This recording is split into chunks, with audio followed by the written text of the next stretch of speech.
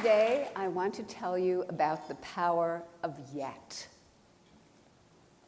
I learned of a high school in Chicago where students had to pass 84 units to graduate, and if they didn't pass, they got the grade not yet. I thought, isn't that wonderful? Because if you fail, you're nowhere. But if you get the grade not yet, you're on a learning curve. Not yet gave them a path into the future. And not yet also helped me understand a critical experience early in my career. To figure out how kids coped with challenge, I gave 10-year-olds some problems that were a little too difficult for them. Some of them reacted in a shockingly positive way. They said things like, "I love a challenge," or "I was hoping this would be informative." They understood that their abilities could grow through their hard work. They had what I call a growth mindset. But other children, for them it was tragic, catastrophic. From their more fixed mindset perspective, their core intelligence had been tested and devastated. Instead of the power of yet, they were gripped by the tyranny of now. So, what did they do next? In one study, after a failure on a test, they said they'd cheat next time instead of study more. In another study, they found someone who did worse than they did so they could feel better. And in many studies, we found they run from difficulty. Let's look at how that looks in the brain. Moser and his colleagues measured from the brain as kids encountered errors.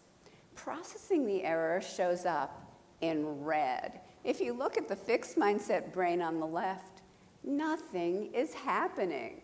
But if you look at the growth mindset brain on the right, it's on fire with yet. They're processing the error deeply, learning from it, and correcting it. So, how are we raising our kids? Are we raising them for now or for yet? Are they focused on the next A or test score instead of dreaming big, instead of thinking about what they want to be and how they want to contribute to society? And if they are too focused on A's and test scores, are they going to carry this with them into the future? Maybe because many employers are coming to me and saying, we've already created a generation of young workers who can't get through the day without an award. So, what can we do? How can we build that bridge to yet? First, we can praise wisely. Our research shows that when we praise kids for the process they engage in, their hard work, their strategies, their focus, their perseverance, they learn that challenge seeking, they learn that resilience.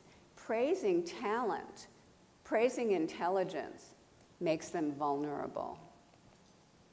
There are other ways of rewarding yet. We teamed up with game scientists at the University of Washington to create a math game, Brain Points. The typical math game rewards right answers right now, but not brain points. We rewarded process and the learning curve, so effort, strategy, and progress. The Brain Points game created more sustained learning and greater perseverance than the standard game. And just the words yet and not yet after a student has a setback, we're finding creates greater confidence and greater persistence. We also can change students' mindsets directly. In one study, we taught students that every time they pushed out of their comfort zone to learn something really, really hard and they stuck to it, the neurons in their brain could form new, stronger connections, and over time, they could become smarter. Those who learned this lesson showed a sharp increase in their grades. Those who did not showed a decrease. We have done this with thousands of students now across the country with similar results, especially for struggling students. So let's talk about equality. In our country, there are groups of kids who chronically show poor performance, and many people think that's inevitable. But when educators create growth mindset environments steeped in yet, equality can happen. Let me just give you a few small examples. One teacher took her Harlem kindergarten class, many of whom could not hold a pencil for the first month, through daily tantrums. She took them to the 95th percentile on the National Achievement Test.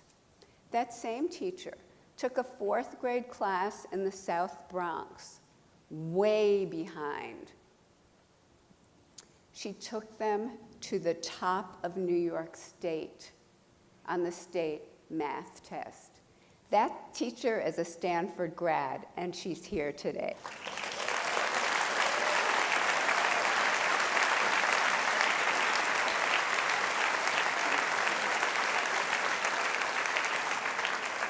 And another Stanford grad, a PhD student, Stephanie Freiberg, now a professor, went back to her Native American reservation in the state of Washington. She transformed the elementary school in terms of a growth mindset.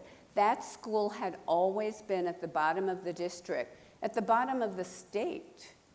Within a year to a year and a half, the kindergartners and first graders were at the top of the district in reading and reading readiness.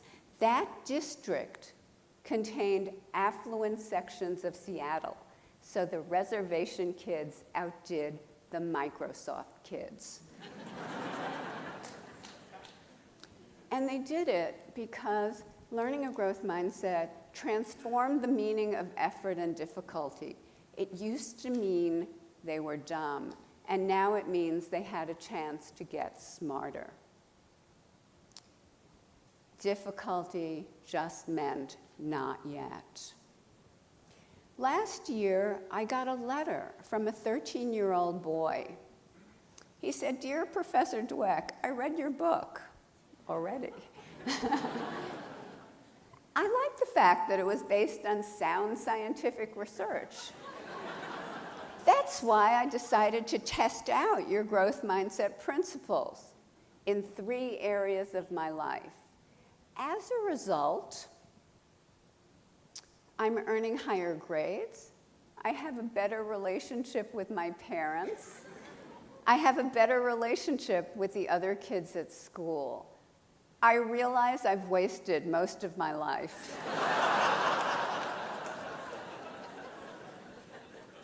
Let's not waste any more lives, because the more we know that basic human abilities can be grown, the more it becomes a basic human right for kids, all adults, to live in environments that create that growth, to live in environments filled, overflowing with yet.